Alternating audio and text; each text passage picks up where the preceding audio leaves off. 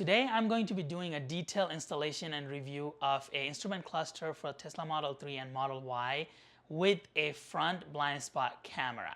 This rectangular cluster features Apple CarPlay, Android Auto, many other features including providing you critical car information directly in your view. Hello everyone, thanks for joining in on today's episode of my Tesla series. My name is Shiva Sapkota. I'm a Model 3 owner. I make many Tesla videos covering a wide range of Tesla topics, a lot of installations and product review in my channel. I am an engineer by profession. I love taking apart and fix stuff. This display is made by Hanshow and very new to the market. It is a 10.25 inches diagonally. It features 1920 by 720 pixel.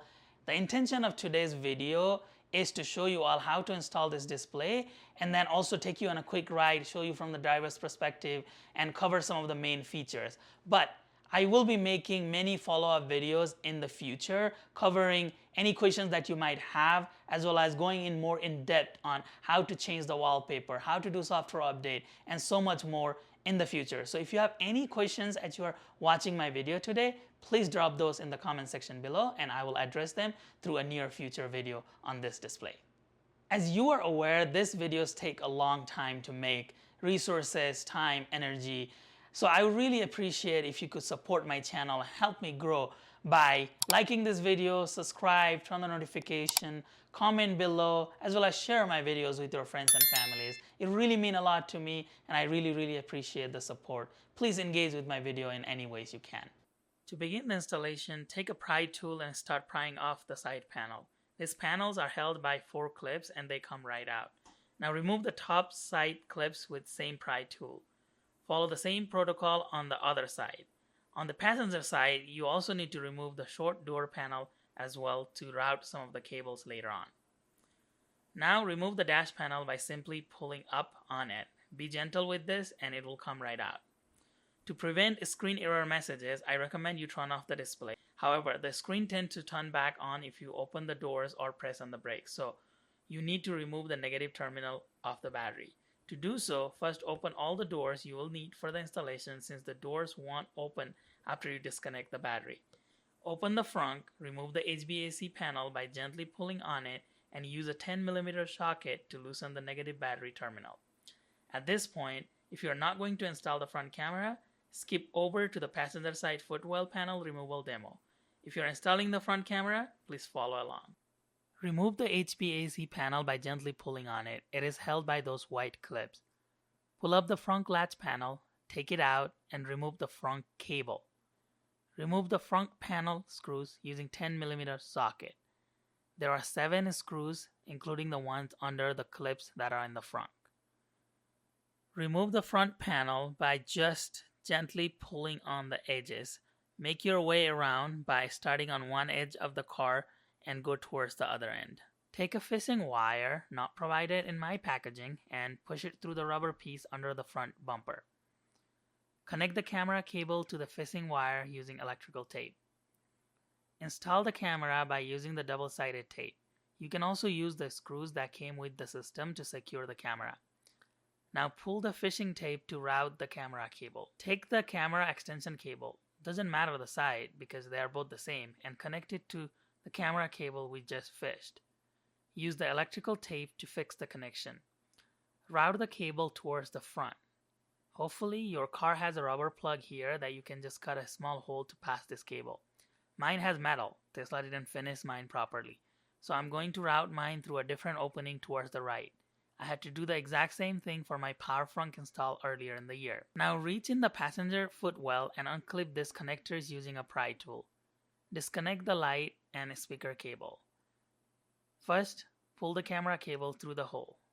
Since it is going to be really hard to show you all through the camera because it's very tight space when I'm down there to plug this in, I wanted to show you visually how to do this and what to look out for. Just imagine this is your Tesla's connection down there on the autopilot computer and this is your Hanshow's plugs, okay? So what you got to do is Tesla's plug is, this is attached to the computer and this plug is the one that you need to remove. And to remove this plug, you got to just push it here. There's a pin. you just push it here and then you pull it out and then it comes out. Now what you got to do is first take the plug that you removed from the Tesla's connection and plug it into the hand shows female port that looks like this. So in, okay, and then now you want to take this hand shows male port and then go to the Tesla's computer where you unplugged it from, and then you want to plug this in to the Tesla's port, the hand shows male port into Tesla's female port that goes like this. This is the best position I found that works for me to unplug that OBD connector. This is the OBD connector we have to remove, and this is what the final connection looks like. Make sure all the connections are tight, and this connection of plugging and unplugging back in needs to be done under 2 minutes to prevent Tesla from going into a protection mode.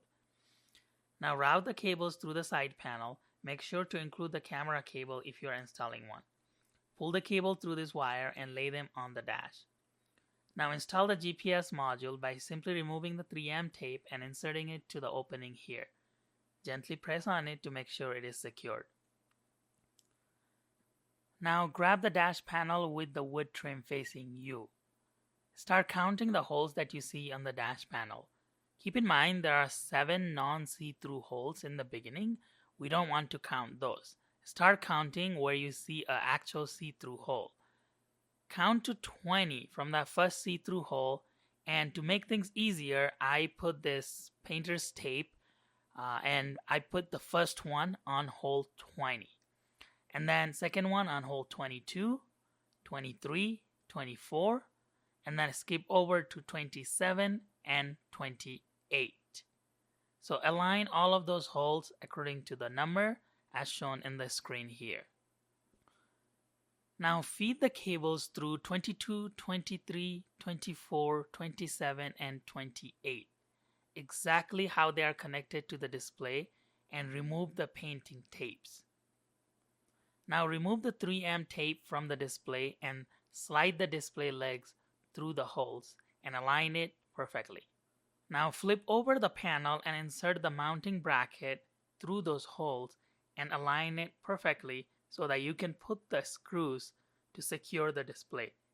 You will need 5 screws total. Make sure the screws are tight and they're snug, otherwise the display will make a weird noise while you are driving. Now connect all the wires according to their colors and sizes. In my case, I'm starting with the GPS wire, then the blue camera wire, then yellow, black, and red. Make sure they are secured and snug. Use electrical tape to further secure the connection. Spread the wires out so that you don't keep any big uneven surfaces on the dash, so they are evenly distributed. Now you can safely install the dash. Before pushing the dash all the way through and installing the side panels, go ahead and connect the battery terminal to make sure it is functioning properly. You need to make sure that the Tesla screen lights up as well as the hand show screen, and they both function properly and Tesla screen is not freaking out. After you verify everything is operating as expected, go ahead and push the dash in, install the side panels, passenger side footwell panel, and put back the front cover exactly how you took it out earlier. Your installation is now complete. To control the screen, I can either use this right scroll wheel, so it goes between different settings, or I can directly touch on the screen. So as far as the screen control go, the front video comes up, and this is the front video feed, that blind spot camera. And to go back, all I gotta do is just go back here, and then there's the navigation, your speed cluster here. In addition to the digital cluster, you also have this dial cluster here, and then this is your horsepower for the motor, and it shows the motor's temperature.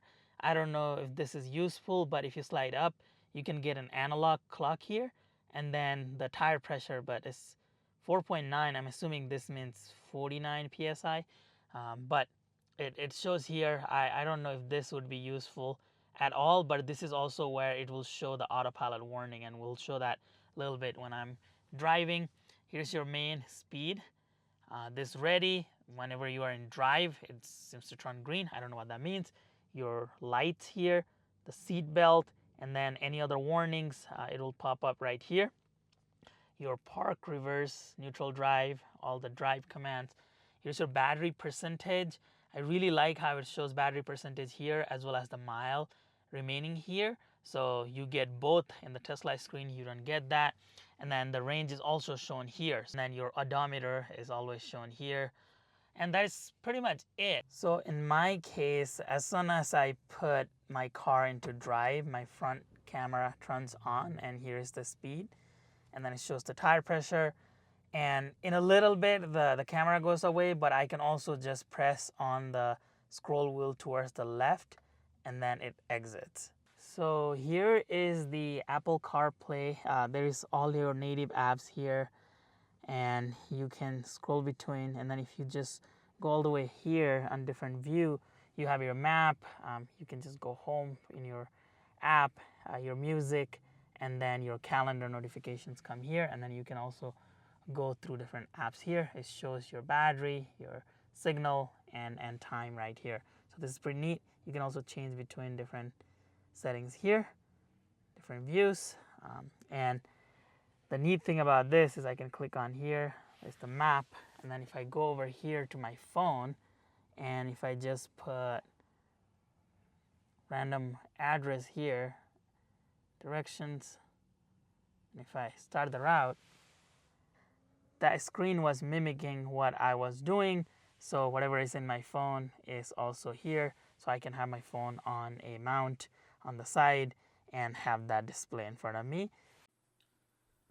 First thing I notice when I am driving with this display is that there is a decent amount of glare that you see on the screen. My camera is picking up more glare than there actually is, but there is still a lot of glare that I see in this. Hopefully that solves through future software update, but right now I would have liked to see less glare on this display. But other than that, I really like how I can see all the critical information right here in front of me, like speed in big, all the turn signals are big, and I can see it right there. It's really great to see all of those information right here in front of me. When I am in autopilot, it starts by saying the car has entered an autopilot mode, and there is a little blue icon that comes up on the screen where there is this motor's horsepower. And over time, if I ignore all the autopilot nagging, what happens is it goes through orange and then it becomes red, and when the display is totally red, the Tesla display is totally red, where it is cutting me off, timing me out from autopilot, and car is staying still. You can see that in this display as well. There is the rate sign pumps up and all the blinkers go crazy. So it is mimicking really well of what the display, the Tesla's display is doing on this little display here. So here's my verdict after driving with this display for about a week now. Before I go through the list, I want to let you know that if you want to purchase this display, please use the link that I have in the description as well as in the pinned comment below. When you go to the product page and put it in your cart, if you use the code Shiva Tesla, I'm also going to put this code down in the description, you are going to get 15% off of this display, which is more than $100 for this one. So make sure you are using that code before checking it out. Okay, let me tell you the things I like about this display, and we'll move on to things I don't like so much about this display. First, this was a very clean and non-invasive installation. It was fairly straightforward, and I could follow the instructions that they had just printed on those instruction manual. So that is a big plus, that it wasn't a very difficult and crazy installation. This display is well made and it matches with the central console, and it kind of feels like it came with the car, so it fits there. This device has really cool and awesome features such as Apple CarPlay, Android Auto, navigation, especially the CarPlay that has wireless capability, so you don't have to have your phone connected. So I really like that. You can see the range as well as the battery percentage in the same screen. I wish Tesla did that, but this display provides that option, and I like seeing both the battery percentage and range at the same time. This display also provides an option for those folks who really want an instrument cluster in front of them. They are used to seeing that instrument cluster in their other cars, including Model S and Model X. So Just having this display provides an option for those people and gives that critical car information directly in front of their views. The front camera is a great idea. Tesla only shows you how far away you are from an obstacle, but you don't get to see what the obstacle is sometimes, especially if it is a small object that is in front of your bumper. So having this camera in front in the license plate actually shows you, in addition to seeing how far away you are in the Tesla screen, now you can physically see what is the obstacle in front of you. So that is pretty cool. Finally, you can update software on this device just using a flash drive and downloading the software update file. It's pretty intuitive actually. You know, they have those images that says wallpaper, logo, and you can just replace those, and you can actually have a lot of fun with this because I learned that I can actually customize the wallpaper, I can customize the logo. So it's pretty neat that you are able to do all of that, and it gives me confidence that this display might not be obsolete soon. Now let's move on to things I don't like about this display. That OBD connector that you have to reach down there is hard. You really have to figure out what position works for you. For me, it has become easier over time through many other installations in the past, but it is difficult to reach. This display has 1920 by 720 pixels.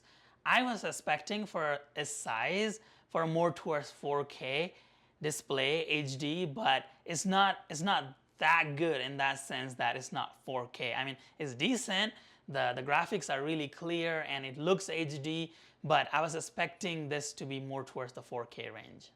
It blocks airflow to my face, so I'm not going to be able to just blast the air in the summer while this display is installed because it blocks a lot of air that is going directly to my face. Finally, there is a lot of glare while driving in a sunny day. In the evening it's great, but then there is a lot of glare in the bright sunny day. So I think we can fix this through software update and make it, you know, lighter background, maybe increase the brightness. But until then, there is some glare. It's not that bad, but there is some glare. And this also goes for maybe, you know, resolving some of the fingerprint issues. I do get a lot of fingerprints while I'm touching the display. I don't have to touch the display. I can just control it using the scroll wheels. But when I touch the display, I do get some fingerprints. So perhaps having an anti-glare screen protector that also helps you, you know, get rid of your fingerprint, that might be a solution for this display. So is this for everyone? Absolutely not. People are gonna love it, people are gonna hate it. This is just for folks who want it as an option and for folks who love customizing their cars like myself. I'm excited about customizing my cars, so this is right there. I can fix it, I can customize it. So this is awesome. So I love that. But there are people who love the, you know, not having instrument cluster in front of their Model 3 and Model Y, and they're totally fine with the center display, and those are the folks who are not going to want this display. So again, not for everyone. As I said before, I will be making a lot of follow-up video on this display, answering any questions and telling you all about the software update as well as other updates in the future and how to troubleshoot some issues that you might be having. For now, I'm going to end today's video. Please comment below with any questions that you might have so I can answer in my next video. Thank you very much for your support to my channel. Make sure you give this video a thumbs up. Subscribe to my channel if you haven't already done so. Share with your friends and families and come back for another video in the near future. I really appreciate your time again. Thank you very much. Namaste.